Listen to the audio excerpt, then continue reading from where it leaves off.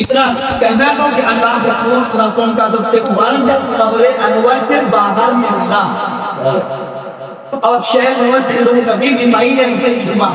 سبحان اللہ عقیدہ دیکھو تم کا عقیدہ تھا کون سا وہی بریلی والا عقیدہ تھا تو بریلی میں جہاں بھائی کیا کہتے ہیں بھائی جنت کی بات کرتے ہیں نبی مختار کل ہے جس کو لوگ چاہتے ہیں عطا کر دیں ان کا معلوم تھا کہ حضور چاہیں گے کہ حق ایمان اور عقیدہ یہی تھا کہ حضور اپنی قبر میں صحیح سلامت ہے زندہ ہے دلیل چاہیے حضور کے مثال کے تقریباً 557 سال کے بعد کتنے سال کے بعد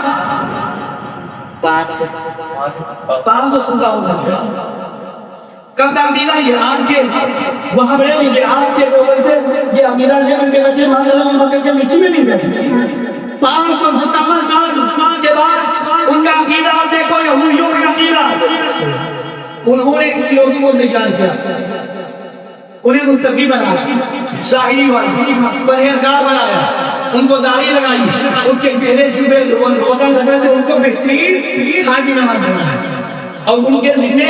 یہ کام رکھا گیا کہ انہیں انعام و اکرام ملے گا دولت سروت ساری چیزیں دی جائیں گی تم مدینہ جا کر کے مدینے میں میرے آقا کا نام لیا کہ جو محمد ہے ان کی قبر سے ان کے جسم کو نکالنا ہے نہیں سمجھے اگر وہ وہاں کر کے مٹی میں مل گئے ہوتے یہودیوں کا عقیدہ ہوتا تو یہ کیوں کہتے 557 سال کے بعد ان کا عقیدہ ان کی کتاب لکھ رہی ہے کہ حضور اپنی قبر میں ہے تبھی تو کہا گیا کتابیں میں ان کی جسم کو لے کر کے آنا ہے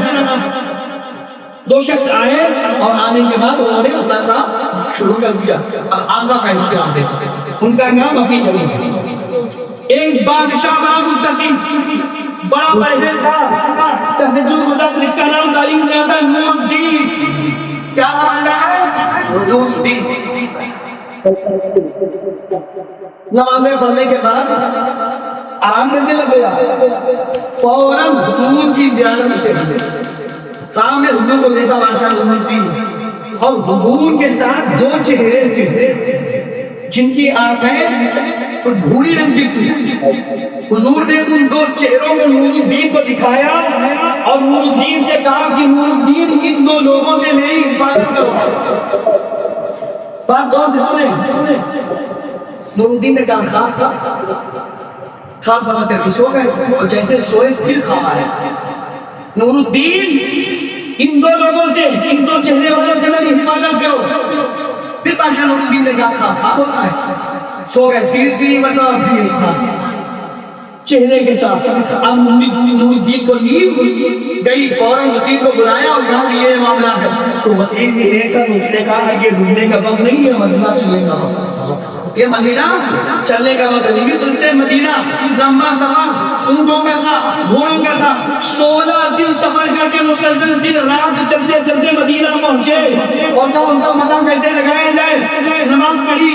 عبادت کی حضور کی بارگاہ میں حاضر ہوئے وزیر سے مشورہ کیا کہ آگے ان کو بلایا کیسے جائے ان کو پہچانا کیسے جائے وزیر نے کہا آپ رکیں فوراً میں بھی انتظار کرتا ہوں وزیر باہر آیا اور اس نے کہا کہ نور الدین بادشاہ آئے ہیں حضور کے دربار میں حاضر ہونے کے لیے آپ سے ملاقات کے لیے اور آپ سارے لوگوں کے لیے بہت سارے سامان بھی لے کر کے آئے ہیں تحفے بھی لے کر کے آئے ہیں اور سب سے ملاقات کرنا چاہتے ہیں تو لوگ لائن لگا کر کے ملاقات کرنے کے لیے